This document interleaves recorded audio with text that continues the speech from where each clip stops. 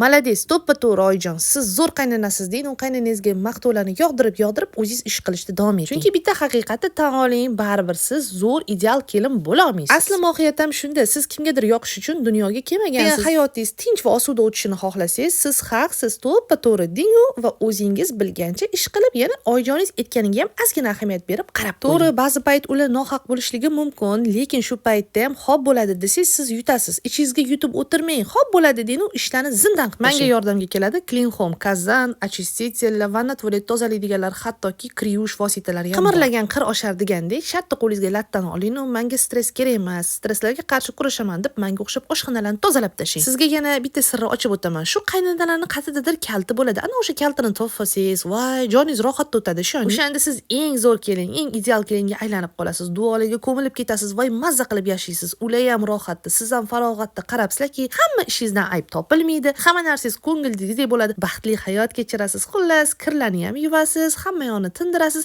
yana duolarni ham olasiz.